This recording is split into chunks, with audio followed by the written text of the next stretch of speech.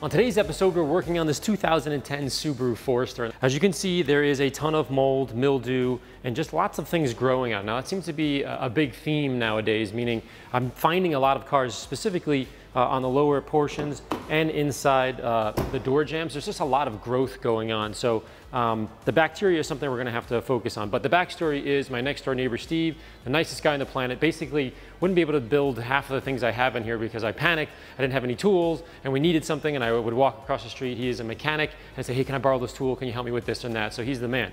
I walked over the other day to borrow another tool again, and I saw this sitting there. I was like, oh my gosh, like what happened to this car? Now it happens to be owned by a senior citizen, and this nice lady would really only use this thing a couple times a year to go to church, to go to the hospital, that sort of thing.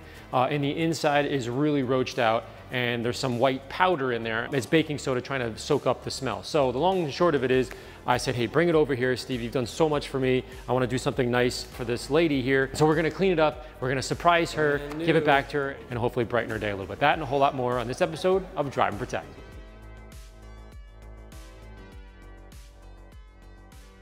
After a quick assessment, it's clear that the vehicle was left outside for long periods of time, but with that said, it's also evident that someone did try their best to minimize the smell and the moisture, but obviously with little success. However, the fact that they actually tried makes me want to investigate and solve the issue for them even more.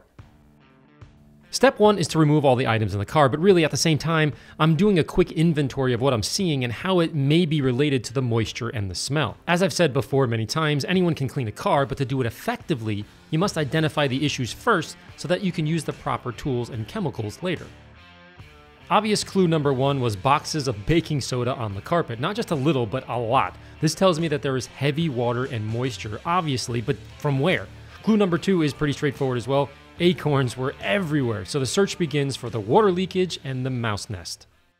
With all the items removed, I first power wash the paint, not just to get rid of the mold, but to test the windowsills themselves. If I see water leakage from the pressure behind the glass, then I can let the mechanic, in this case Steve from across the street, know about it to take a look at the seals for possible future replacement. But after much washing, this didn't seem to be the issue. To help with cleaning the bacteria off the paint, I raised the pressure washer temperature to about 110 degrees Fahrenheit on the tankless water heater, and with masks and gloves on, it was now time to shed a few pounds of growth from the car.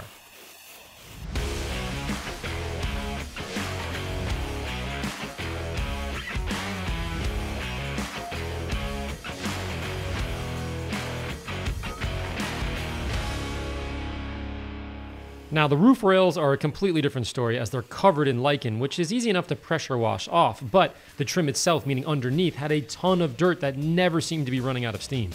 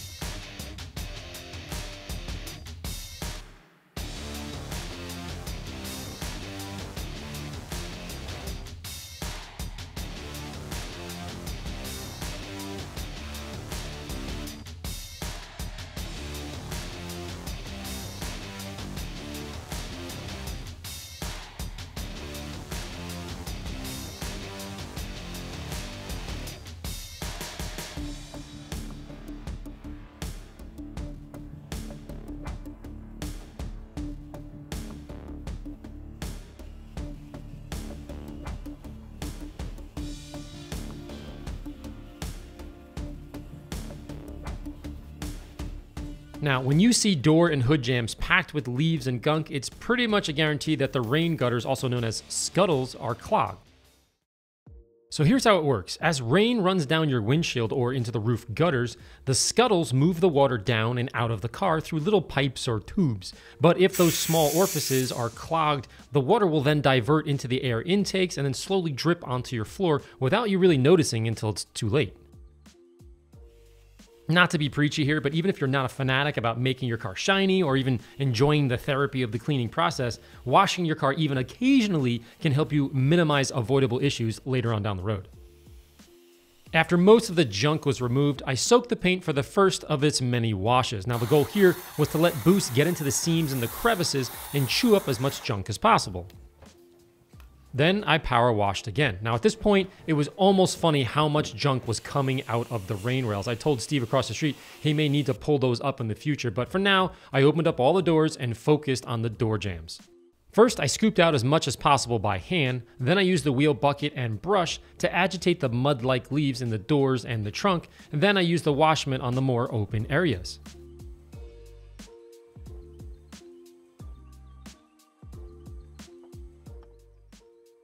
Afterwards, I power washed the door jambs, which I wouldn't normally do, but in this case, the interior is really messy and I'm going to shampoo in a few minutes. So getting a little bit of residue or extra water on there is really not going to hurt anything, but keep that in mind if you're working on a new car.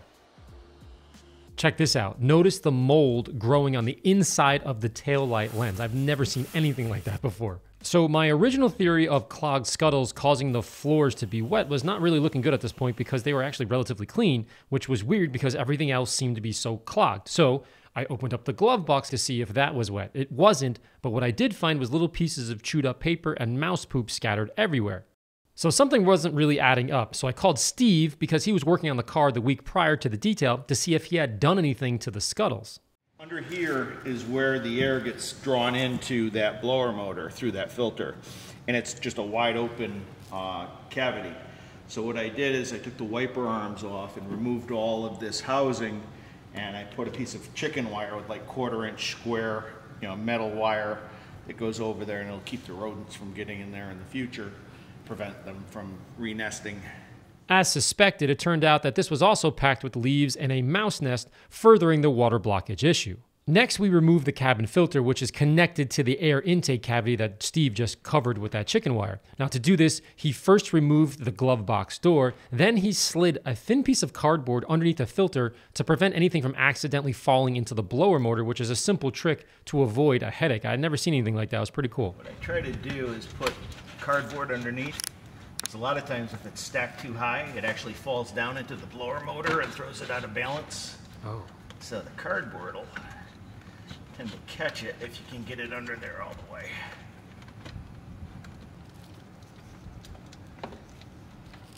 There they are. You can see all the pee stains and little turds in there. Yummy. With the pee-drenched filter out, Steve's dad, Tom, who is actually my other neighbor, got the new air filter off the workbench. Now, this step alone had a huge effect on reducing the interior smell, so we were going in the right direction. Yeah, if you look in there, you can see the squirrel cage. So that rotates, like a carnival ride, and if you get an acorn in there, it's off balance, and it makes probably a lot of racket. Yeah. Up next was round one of vacuuming. Now, the closer I looked at the powder, the more I noticed small little black dots of mouse poo mixed in everywhere. But the big question is, where is the nest?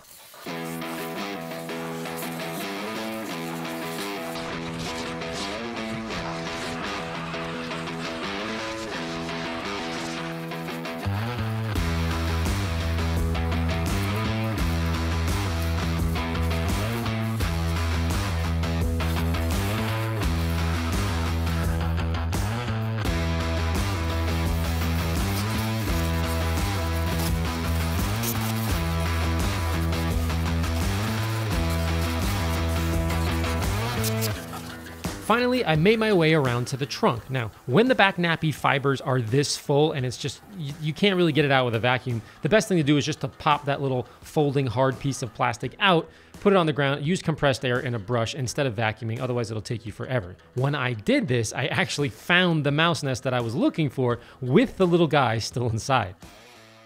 As you can see, there was plenty of mouse poo and the actual dead mouse kind of snuggled in the chewed up napkin just sitting there.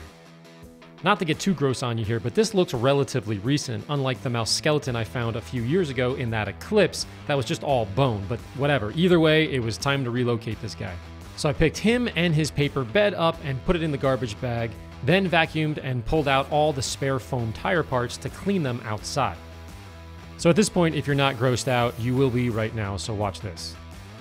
With all the parts outside, I power washed everything that had any poo remnants on it because it would definitely have pee on it as well. Now look at the color of the water in the driveway. This combined with the smell was the first time I've actually ever gagged detailing a car. It was almost like I had reactivated the stench. I cannot tell you how much it smelled on a video. Anyways, as a point of reference, I went back to the trunk and lifted a few other glued-in hard foam pieces, and putrid urine just oozed out into the spare tire well. This is a whole other level of gross for me, so take that for whatever it's worth. Real quick before we go any further, now last week I was contacted by CSR2, which is a video game. Now they have realistic drag racing and cross-country rallies. They're completely insane and their visuals are off it. I mean, it looks like every single car is completely detailed. It's gorgeous. But you're asking yourself the same thing I asked myself. Why the heck are you calling me? I'm a car detailing guy. It turns out that they actually watched one of my older videos of me actually racing in a cross-country rally called the Bull Run Rally. We went from city to city competing against drivers from around the world in supercars similar to the LaFerrari, the McLaren P1, and of course the Koenigsegg like the one I detailed in New York City. Now, I drove the new Audi R8 at the time, which inspired me to get my own R8 about 10 years later. Now, their game has an actual American road trip event running within the game itself from June 26th to September 29th, celebrating this American car culture with, of course, different stories and events in different cities and crazy cars, and you can compete live against players around the world, build your own supercars, and compete in teams like we did in the actual Bull Run. This is a picture of us on a team called Team Angry. It's because Mike Musto, Mr. Angry, was on the team. Anyways, it's basically the same concept, but in a video version, and it's super realistic. You get to win upgrades for faster cars like the all-new NASCAR edition and so on. So after they explained it to me, it made a whole lot more sense, and they showed me the video game, and I was like, yeah, sure, I'm totally down to help. So with that, a huge thank you to CSR2 for their support and sponsorship, which I used to secure next week's video shoot of pulling a Datsun 280Z with 300 original miles out of a warehouse where we needed a tow truck and parts, hotels, gas, and food to make the detail happen so far away from the shop, which wouldn't have been possible without their help. I'll have a link in the description where you can download CSR2 and start racing now for free. Next, I used lather on all the interior plastic pieces and the center console. First, I removed the steering wheel cover and threw it in the washing machine. Then I wiped the dash, which was not only covered in dust, but this yellowish looking spots of mold or maybe bacteria. I wasn't quite sure, but it needed to go either way. Then the steering column and the cup holders with a scrub pad and the interior brush. Now, notice the color of the lather while I was doing the cup holders. It actually turned a yellowish color, indicating that we're really picking up some dirt here. Afterwards, I hit all the doors with a scrubber, lather, and compressed air, and it looked much better afterwards.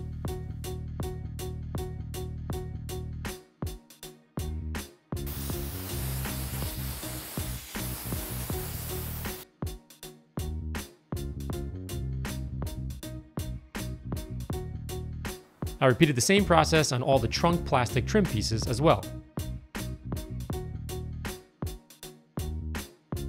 The next step is to scrub the fabric and shampoo everything.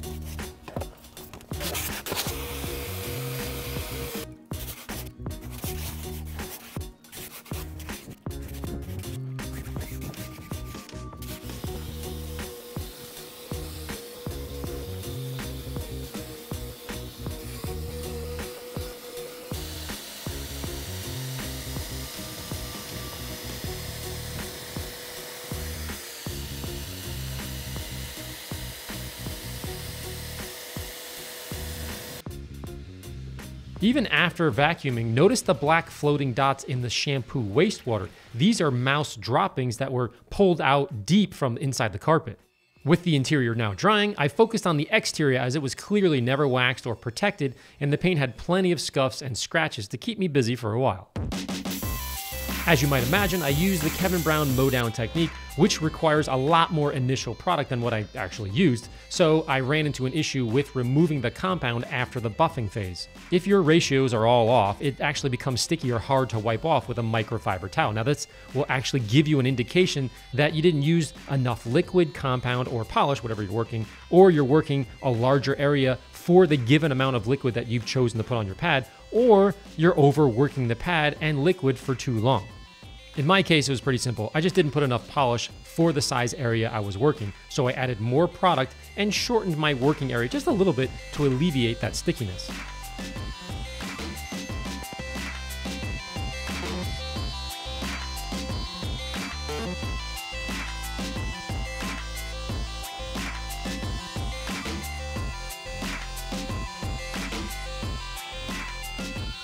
This is another kind of thing to keep in mind. As I polished around trim and lights on these really old, kind of really baked in, gross kind of cars, the vibration of the machine itself will actually jiggle out a lot of trapped dirt from behind the lens that you didn't get with the power washer. So that's going to cause a little bit more unwanted residue on the pad. So you're going to have to blow out your pad more frequently and keep an eye on when things kind of like the dirt falls out of it. And you have to decide if you're going to need a second wash after the compound and polish is completed, which I did.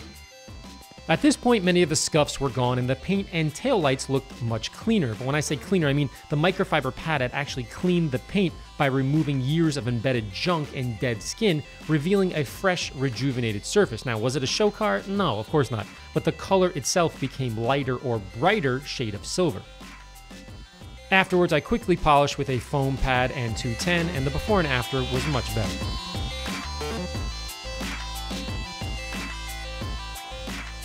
I then washed the car for the second time to remove the compound and the never-ending junk trapped in the seams and the crevices. Now this time I focused on the wheels as well. I didn't really wash them on the first go-around because I had bigger issues to deal with at first.